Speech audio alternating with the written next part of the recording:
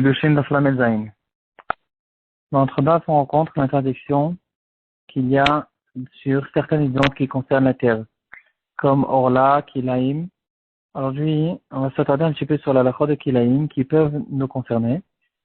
À propos de Orla, il y a une différence entre Eretz Israël et Chutz La'aretz.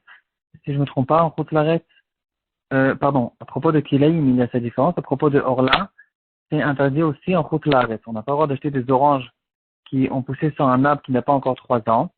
Et de manière générale, on n'a pas l'habitude de vérifier cette chose-là parce qu'on s'appuie sur le rov. Si, il y a bien sûr une majorité d'oranges qui arrivent dans le marché, qui ne font pas partie, qui n'ont pas de problème de Orla. Et c'est sur ça qu'on s'appuie quand on achète des oranges dans le marché sans vérifier. En Israël, dans les bonnes ashgachot, on a pris quand même l'habitude de vérifier, de faire attention, de ne pas s'appuyer sur ce rov. Mais de manière générale, surtout en Chutz La'aretz, on s'appuie sur ce rov. On s'attarde aujourd'hui sur Kilaïm.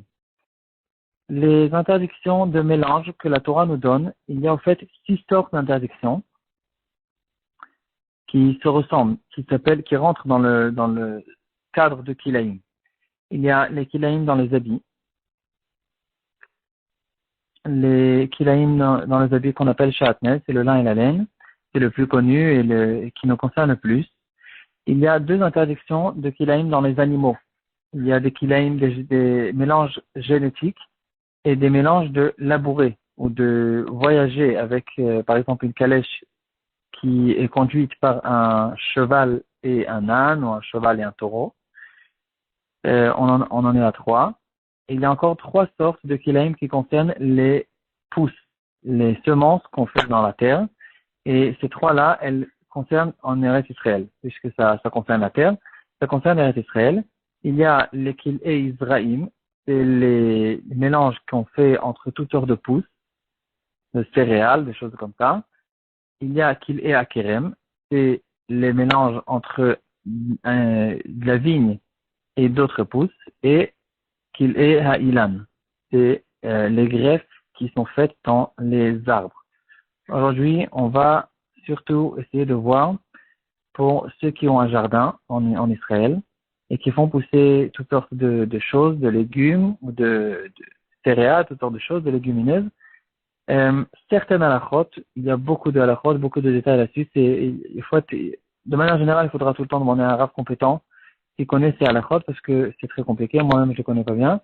Et donc, j'ai essayé un petit peu de récupérer ces halachot dans le livre de Rav Chesner de Ofakim, un livre qui s'appelle Sha'arei Torah Habayit, qui ramène un petit peu ça à la faute.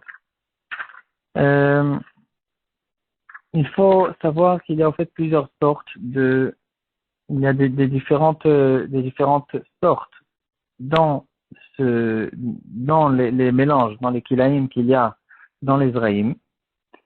Et il faudra écarter. Si par exemple quelqu'un, il veut faire pousser des tomates et des tomates et des concombres dans le même plat, dans le même panier, on n'a pas le droit de le faire, il faut savoir combien écarter entre eux.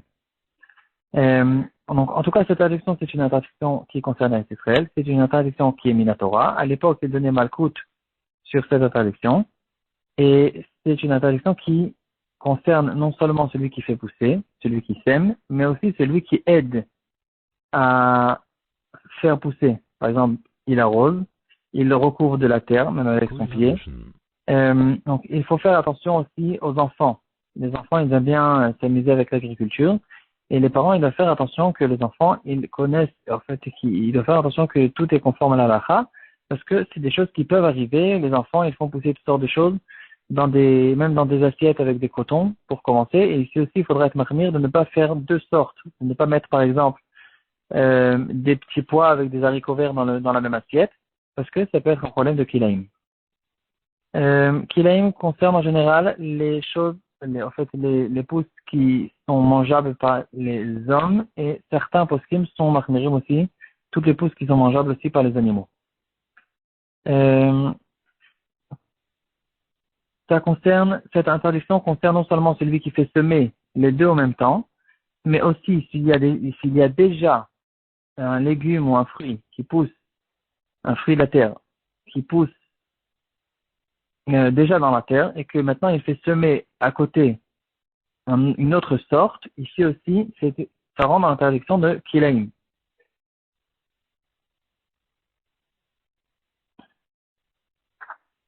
Euh, Si on veut faire pousser deux sortes de fruits de la terre ou de légumes, les fruits de l'arbre, c'est un autre genre d'interdiction, là, c'est les greffes. Il faut savoir combien il faut les écarter. Il y a un écart qu'il faut faire. Alors, où on fait une mechita entre les deux, on fait une barrière qui a une hauteur de 1 mètre. Ça peut être une barrière même de la voûte, qui a des trous qui sont des trous qui sont inférieurs à 3 tfachim. Ça peut être même une tour à ou bien une barrière mamache qui fait 1 mètre. Sinon, il faut écarter les deux pots. Le Chazon Ish, il est mahmir, même si par exemple on met un pot de concombre et un pot de légumes, de tomates par exemple, il faudra aussi les écarter en fonction de ce qu'on va dire tout de suite. Il y a deux sortes, il y a deux groupes principaux, deux groupes principaux de pousses qui ont des halakhot différentes à propos de l'écart qu'on va faire entre les sortes de pousses. Il y a les céréales et les légumineuses, ça c'est une sorte. Et une deuxième sorte, c'est les fruits de la terre, toutes sortes de légumes. Et ils ont des halakhot différentes. À propos des céréales, c'est plus grave. Il faudra faire des écarts qui sont plus grands. Donc les 5 céréales, elles sont connues, le blé, l'orge, l'avoine, etc. Et les légumineuses, c'est toutes sortes comme les petits pois, les haricots verts, le riz, le maïs et le sésame, encore d'autres choses de ce genre. Et donc, chaque fois, quand je veux mettre deux sortes et je veux les faire ensemble, en fait, je veux les faire pousser, je dois les écarter les uns avec les autres. Euh, la deuxième sorte, donc le deuxième groupe, c'est les légumes. Par exemple, comme on a vu le concombre, le melon, les tomates, euh, ou même la salade, et les légumes de ce genre. Euh, Maintenant, on va parler en chiffres. La distance qu'on doit mettre entre deux légumes, elle n'est pas très grande. Il suffit en général de mettre un tefach et demi ou bien 15 centimètres entre les deux pots de légumes. Dans le même pot, on ne met pas. Ou si c'est dans le même pot, je pense qu'on peut mettre dans le même pot si on a fait cet écart, c'est à vérifier. Ça, c'est en général. Dans les petits potages qu'on fait à la maison, ça suffit. Si, par contre, on a un champ entier de légumes, dans ce cas-là, il faudra mettre un écart qui est plus grand, un écart de 6 tfachim, soit 60 centimètres. Qu'est-ce que c'est un champ? Un champ, c'est minimum 6 mètres, etc. Le légume, la distance qu'on doit mettre entre plusieurs sortes de légumineuses, il est beaucoup plus grand. Là, dans ce cas-là, il faudra mettre vraiment une distance de 10, plus que 10 amot, donc plus que 6 mètres. Et ça sera de toute façon minimum 2 mètres dans le cas où il n'y a pas beaucoup de légumineuses. Ça sera jamais un écart qui est inférieur à 2 amot, donc 1 mètre 20. Il y a des différentes halakhot là-dessus. Combien il faut, quelles sont les distances exactement. Donc, dans tous les cas, il faudra demander à un rave.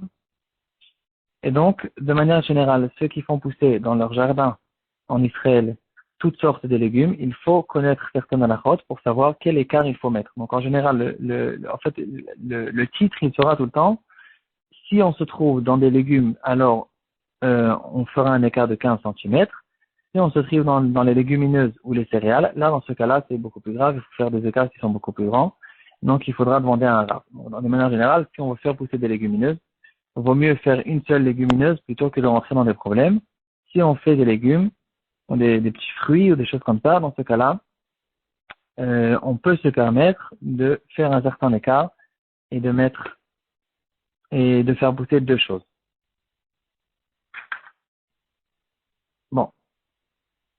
Bon, et après, il rentre encore dans certains détails. C'est des halakhot qui sont un peu compliqués, mais il faut les connaître. Voilà. Donc, et à bientôt.